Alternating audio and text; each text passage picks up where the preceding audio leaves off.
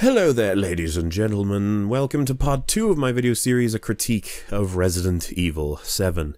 Last time we looked almost entirely at the story, its positives and glaring negatives. This time around we're going to be doing a couple of different things, namely looking into the characters, their purposes and motivations, as well as their effect on the game itself. Regardless, let's begin.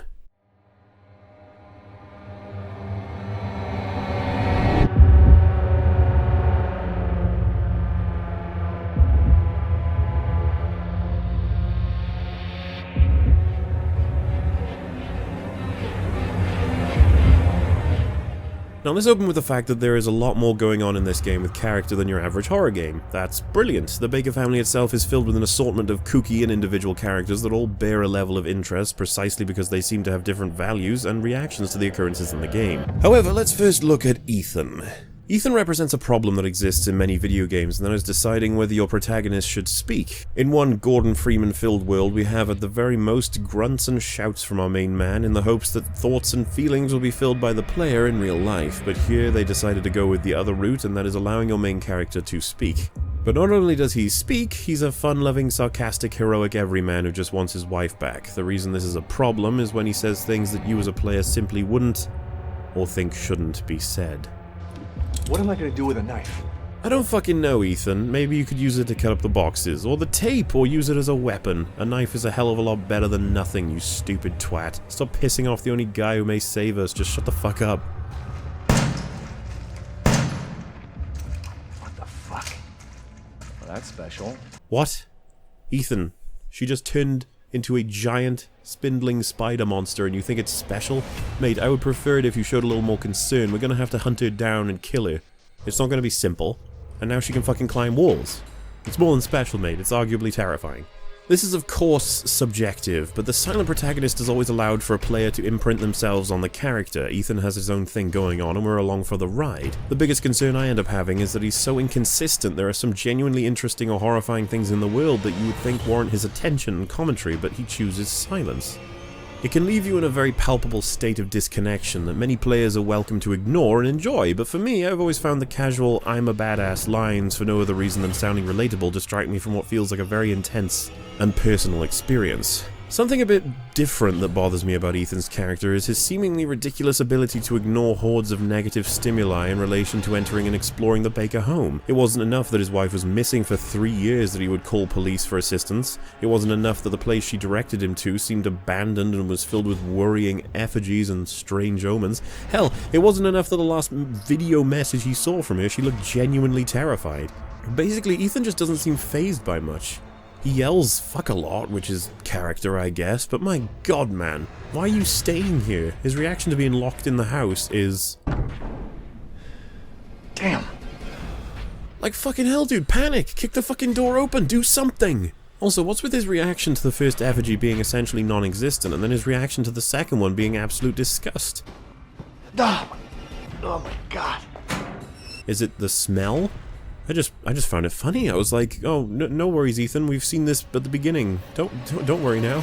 Again, with how he wasn't me, and I was just directing him. This ain't no amnesia, I can tell you that. He literally sees Jack walk right past him and says nothing. Also, how the fuck does Ethan know to go to the salt mines? Obviously, the world is made up so that he can't go anywhere else, really, but that's just an opportunity to criticize the developers again, because it's really fucking convenient that by way of a linear path, Ethan goes from the ship to the cure for Evelyn to Evelyn herself. Another decision that Ethan makes that baffles me is that his want to find the cure to save Mia is strong enough for him to drop all of his weaponry, all of his resources, and enter into the puzzle scenario that Lucas has created. This room is lockable, it's confined, and it's designed to burn people to death. Why the fuck would you willingly enter it, you crazy person? The developers wanted this scenario. They don't worry about any sense of realism, and nor do the majority of players, because everyone is still getting over the idea that this is a miracle of a game, when it's not. Heck, I've only really talked about writing so far, not even the mechanics. Let me be absolutely clear, I know that Ethan has seen the tape, but to think that that's a good enough reason for him to enter the room is absolutely ludicrous. Find another fucking way, man. Who knows? Lucas could do anything to you while you're in there. Anything. Another fucking thing. In Ending 2, we see Ethan lament the death of Mia and throw his fucking phone out of the fucking helicopter. Why the fuck would you throw that out of the goddamn helicopter? Do the videos remind you too much of Mia? Because you could just delete them You just Ethan, fuck. Mia literally chopped off your hand, and you were just like, man, it's not my day. So, like, basically, I liked Ethan well enough. His reactions to scenarios were realistic enough, but goddamn, so much opportunity and care absolutely missed. A prime opportunity to go one way with a genuinely meaningful and evocative protagonist, reacting to the world in a warm, personal, and story-driving way, or silence him and focus entirely on the player and their reactions for their own experience. Instead, we went to see some strange middle ground where Ethan inconsistently reacts to strange selections of things in the game and then reacts to the characters in the story in order to progress it more naturally, which was the real reason he was given a voice. Anyway, on to Mia.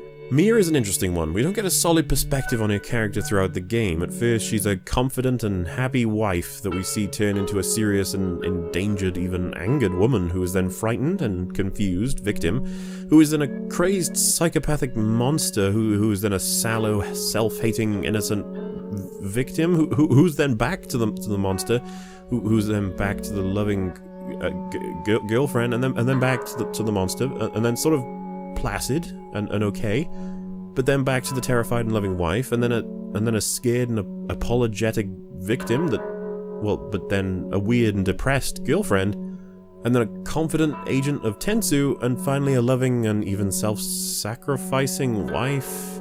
Jesus, okay, so she goes through a lot of stuff in the game, and nearly every reviewer has been describing her as mysterious, which is a cop-out if I ever heard one, and this should illustrate what I really feel about her. I don't feel anything about her. Mia is constantly changing from the moment you meet her. Even when you take control of her, you don't know what the fuck is going on. She seems so distant while also being so apologetic and loving. Ethan has this unbreakable care for her despite not having seen her for 3 years, and she also, chopped his fucking hand off. When it comes to choosing between her and Zoe, I weighed them up. I was like, okay, so what do we know about Mia? Well, she randomly is elusive with me, and she knows a lot about what's going on and won't let me know what it is. She actively tried to murder me several times, granted under some kind of influence, but that has left a deep impression. While Zoe has been this victimized member of this family that has done nothing but direct me to a cure and the way to escape this house of horrors. She's the only reason we got this far, and my god, I think I will be saving her and coming back for Mia. So understandably, Mia is pissed off, but the stupid part is that it doesn't fucking matter anyway. Mia is just thrown back into the story. She's essentially the main damn character. The game reveals that most of the story is about her or revolved around her, and she's been leading this double life that the players and Ethan himself knew nothing about, which leads to some gameplay that we can discuss later. The point here is that she is, as I said, the MacGuffin. She is used throughout the story to be what is essentially needed to push the narrative forward, and that strips her value more than any disconnected scene or line of dialogue falling flat. Okay, now I can move on to the family. The family is fantastic, such a refreshing and interesting collection of characters. I wish there were more time given to them, more dialogue, more interactions. It's always interesting to have a piece of media that has several villainous encounters and at one point shows them functioning together before you destroyed everything. Kinda like in Kill Bill when the assassins were all at one point functioning well together, only to be torn apart in their respective environments. Each of the family are very different, and each segment of the game they occupy reflects that. Jack comes across as the hot-headed, violent psycho looking to cause absolute fear and pain while laughing the entire scenario away. He's not very complex, but he does share a lot of inspiration with that of Leatherface, in that he doesn't give a single fuck and just seems to want you dead. Unfortunately, there is little to glean from his character other than the more obvious, because his infected self is not his natural self, of which we see very little. From what we do see, he's a kind and assertive man looking to take good care of his family. Though, why is his house the way it is, and why is he okay with it? Think about it for a second. The doors that open with the respective snake, crow, and scorpion keys were permanently locked before Ethan got to them, and the shadow puzzles that litter the estate are mind-boggling. The game doesn't answer these questions aside from fans saying that if anything weird is going on, Lucas probably did it. And there's that sheet of paper that has orders for the shadow puzzle installment. That doesn't tell me why the fuck he would put it there. Oh, and his voice acting is really great, like really great. But the way he delivers this one line is kind of cringy as fuck. Let's finish this, you and I. Do you see what I mean? It's like a robot Jack reading it. Let's finish this, you and I. Let's finish this, you and I don't know. It's not important anyway. On to Marguerite. Marguerite was an interesting character. She gave a sense of maybe being less violent, or at the very least less domineering than her husband, but that didn't change her efforts in terrifying the people in the Baker estate. What I found most impressive about her is her entire build, the way she walks, the way she talks. She had me completely convinced that she was a very realistic Louisiana mother. Obviously a crazed Louisiana mother, but still, the dialogue that pertained to caring about people in the smallest of ways while being willing to snap at a moment's notice to scold you for moving out of line. Her aspects being that of Bugs fit well enough and managed to create a lot of individual experiences with her. Mostly I just really enjoyed her interactions. She was, similarly to Jack, quite fleshed out in design. Then we have Lucas. Lucas seemed to be the sort of wild card in the Baker family, the guy who doesn't seem to quite fit in, like he isn't seemingly valued, nor does he seem to get involved with the general maintenance or capture of the victims. Though he is fucking crazy and he has this pale, worrying excitability that leaves you on an edge when interacting with him. He is far from normal, and he is most certainly a threat. Something I found worryingly addictive was just admiring his reactions to anything, just taking note of his expressions and trying to see what he was feeling. A huge aspect for why we as a species fear those who wear masks is that they hide intentions. We can't discern whether the subject is a threat or not. Therefore, we should be worried for the former. However, when the subject is firing off multiple expressions and emotions, we can be drawn in while also feeling disgusted. I really enjoyed Lucas throughout the game. He, Jack, and Marguerite made such an interesting trio of villains, and I seriously wish they were given more time together, or at least in ways that could have interacted with the player and shown us more of them. On a side note, why would Lucas have filled the mines with explosives? I didn't think he knew about that place. Regardless, there we are. We explored the entire family. Oh, right. Zoe's a thing. Well, it looks like I've given about as much attention to her as the game did, but hey, let me sort of explain the issue with Zoe. Zoe turns up as a source of information after Mia is first subdued. She then briefly staples your hand back on without supplying any kind of context for whom she is, then resumes her job as quest giver. All the way until she is kidnapped, and you get a brief history of her being a full-fledged member of the family who just happens to not be super infected, but still is sort of, while not showing any kind of danger to you throughout the whole game. Also gets free reign around the house, but also doesn't. Also just becomes one of two choices for you to decide between saving at the end. Zoe is a seriously underwhelming and undeveloped character. She had some very important events to be involved in and perpetuate while basically receiving barely any kind of development. Why in the fuck should I care about her? Or Mia, when you guys tried so hard with the Baker family, but just gave up when it came to the actual characters that we're supposed to be caring about to save? Well, that's not fair. They mainly just gave up with Zoe. Like, I can't stress this enough. The whole sequence where you save her, she is literally just frozen and then disintegrated, as if the game was like, what? You chose Zoe? Why? No, you don't get to have Zoe. She's dead now. Take Mia.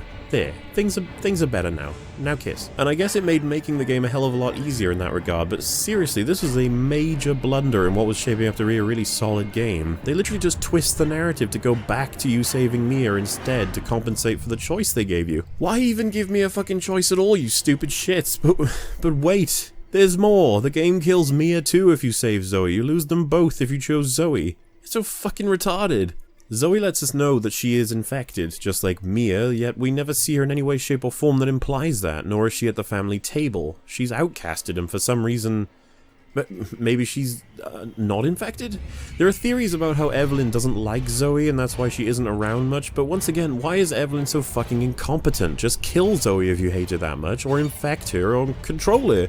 God damn, maybe Zoe being fleshed out was something that was gonna happen. Maybe there was lots of interesting developments and layers, but maybe they got removed from the game because of time constraints. Who knows? But it's such a fantastic example of wasted opportunity. Let's move on to Evelyn. Evelyn is basically characterless once again, just a sort of psychopathic little girl who pines for family and has regular tantrums when things don't go exactly her way. She then is an old lady, and this adds to the story because it means she had a life that was... old. Why does Evelyn send the email to Ethan via Mia? What changed that made her do that at that point? Like, what made her try that? Like, I know it doesn't really matter. I'm just, like, what changed that made her decide to do that? I don't know why I'm asking. I'm seriously not even joking when I say the reveal of her being the granny didn't fucking faze me at all. It was just a moment of, oh, okay. I guess that's That's a thing now. But people all over the fucking internet are treating this as some sort of incredible reveal that gives us a new layer of tragedy and sorrow to the story. That Evelyn was unable to continue her administered drugs via Tensu and she began rapidly aging due to the overuse of her abilities. Okay then, she is a villainous slime, remember? She's caused innumerable amounts of damage. She's an artificial intelligence inside a bioweapon. What exactly was I supposed to feel here other than what I did feel? Because what I did feel was, oh, I guess that's where Granny was the whole time, or who she was. I'm glad they sort of explained that. Though they don't explain how Granny can teleport or whether she's an illusion, they certainly do not explain why Evelyn is so fucking incompetent and can never seemingly stop Ethan, like, seriously. What are Evelyn's power limits exactly? She can melt or drown or kill at will, spawn tentacles and teleport and misguide people, make them insane, turn them to stone, yet Ethan kills her? How? It makes no sense. These things are almost infinitely powerful in the context of killing a person. She even captured Ethan at one point, sucks him through the ground. And what, she can't kill him? She can't even capture him? Why does she do fucking nothing, for fuck's sake? You know, these things all fight immersion in a very real way. Realism is just that, something behaving as one would expect it to if it were real. This game just shits its pants regularly in regards to that, while maintaining itself in other areas. Like Evelyn, when Ethan goes to stab your ghostly self, move to a place where he would waste it. Don't sit on your fucking real self.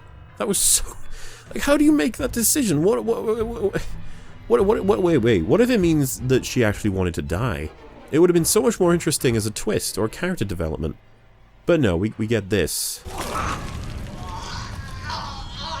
To finish off, I think that the Granny could very well have been potentially another member of the Baker family, but considering what happened to Zoe, maybe Granny was cut down and stapled onto Evelyn. With a few hint drops here and there, we were ready to have the audience feel bad for her, I guess. Like, seriously, she is a victim and everything, but how can you feel pity for this monstrous killing machine?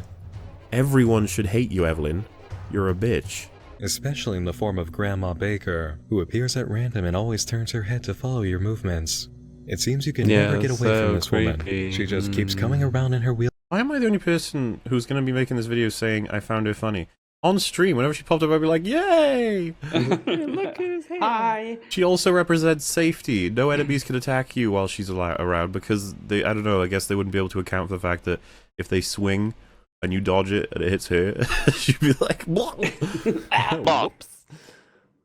Wheelchair, saying nothing. Doing nothing. Yet you turn her Terrifying. head to keep... Actually, that just raises a plot hole. How the fuck does she even do that? Does she teleport? Does she have teleportation powers? Because Yes. nobody's moving around. Yeah, she does. Yep. She's actually the only person that does. In which case, how the hell does Ethan, manage to actually administer the cure? Couldn't she just teleport away? Can you imagine? Not at that point. Can you imagine while he's trying to inject it, she starts rolling away like, no! She falls down the stairs. Breaks every bone. I don't know. I'd find it a lot better if they had like one of those electrical stair lifts. She just eats herself out of the chair. Really goes slowly down drives the down. banisters. Finally, there's Chris Shoehorn. Chris Fansu. No. Sorry, what the fuck is up on my script? Chris Fan Theory. No, god damn it. I mean, Chris only there for arbitrary tying to the main Resident Evil universe, Redfield. There we go. Sorry, I didn't realize that was his name. Anyway, his introduction added massive amounts to the story and it explains so much in terms of plot and understanding the grand scheme of it all. He totally didn't arrive to spawn 1 million discussions about what his presence means. It totally wasn't arbitrary and retarded that he just pops up there. This is not okay. Honestly, who even dropped the gun to Ethan anyway? He doesn't show up with the helicopter thing until the thing is dead. They just parachute it down to him, I guess? I mean, why the fuck didn't they shoot the creature themselves? Pretty sure they had a better vantage point, for fuck's sake.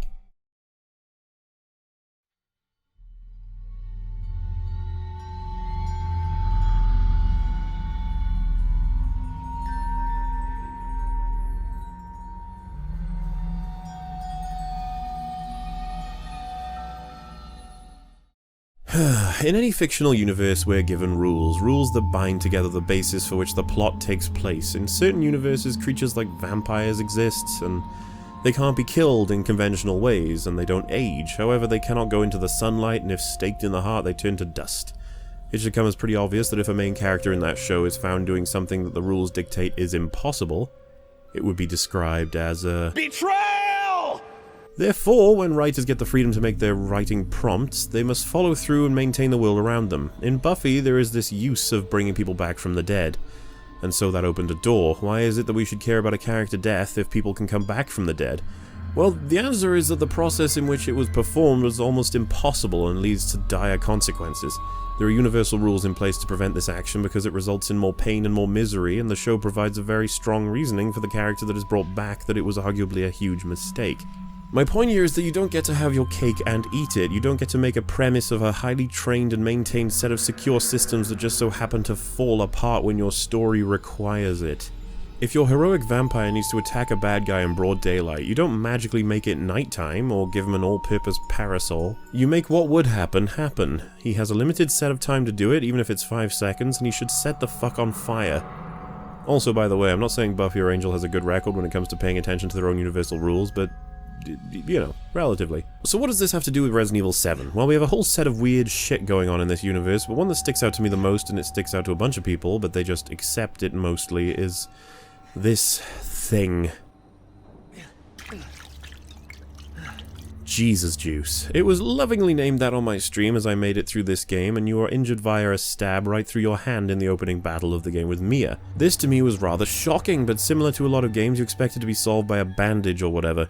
No, Ethan pulls out some Jesus Juice and it just settles it. You pour a watery substance over your hand and voila, your problems are averted. Now to try and get you into the frame of mind when I was playing it, every last detail being so finely tuned towards having such a brilliant sense of realism was sending me the message that this was going to be a close-to-the-chest, hyper-realistic scarefest, with a focus on subtlety and a huge atmospheric weight. This is subverted by the battle with Mia, which is fine. I was happy to jump right back into the immersive and personal sequences following an action-filled battle because it felt introductory. The thing I and my stream couldn't shake was the absolute fucking ridiculousness of Jesus Juice. This stuff can be used to reattach fucking limbs.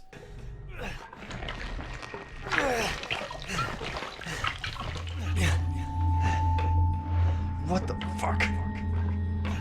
This stuff heals anything. You could be shot, mauled, and beaten in any part of your body, and Ethan will wash his hand in Jesus Juice, and it's all fine.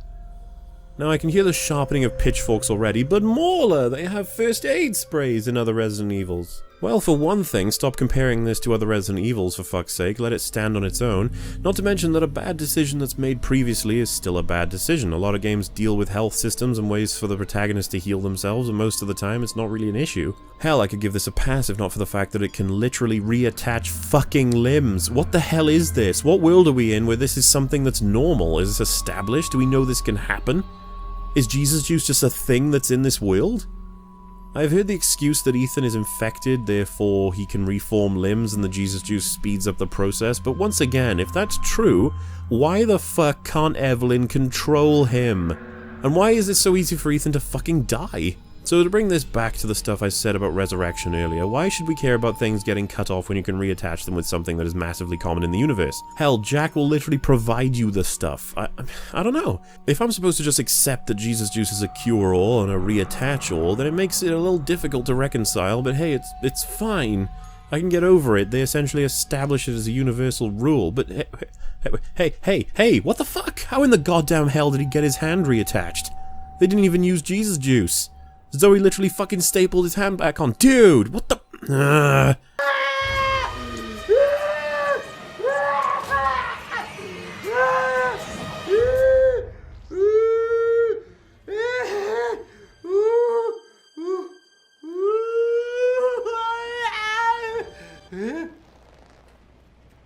Oh. Very good then. I don't usually endorse Angry Joe's content, but this shit is on point. Resident Evil is definitely having its cake and eating it, people purporting it to be this incredibly immersive experience when it takes plenty of liberties in the unrealistic department for the sake of giving the game freedom to be a gore fest. Hey writers! How can we have the main character have limbs be cut off in a violent and shocking scripted event, but also have him continue to be the protagonist throughout the game without impediments to movement and actions? I don't know, Frank. I guess Jesus Juice will have to do it. Why the fuck do you guys think the main character doesn't lose limbs in video games? Because how are you going to explain that the character is still fully operational throughout? So many games adhere to this rule respectively as a reasonable limitation, but Resident Evil is cheating. It is having these horrifying events occur, then completely undoing them in a completely unrealistic manner for the sake of the scares. This is pretty damn cheap. And it leaves me wondering why I should care about any fucking injury when I can have it completely reversed whenever I want. You can literally not use Jesus juice, then have the hand reattached.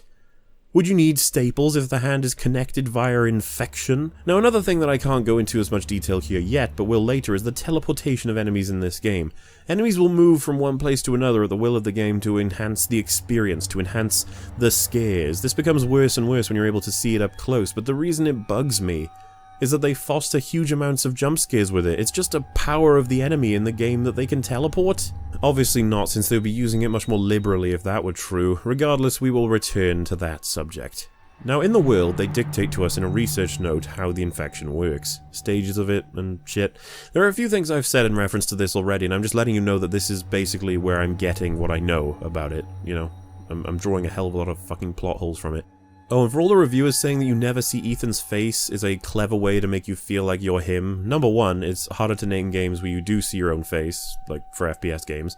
And number two, you can see his face, albeit briefly, but basically fuck off. So guys, that's the end of part 2. I'll be seeing you next time for more discussion deep into this game. We'll have a look into the atmosphere and perhaps some other things. Let me know what you think of this little set of videos, and I'll see you next time.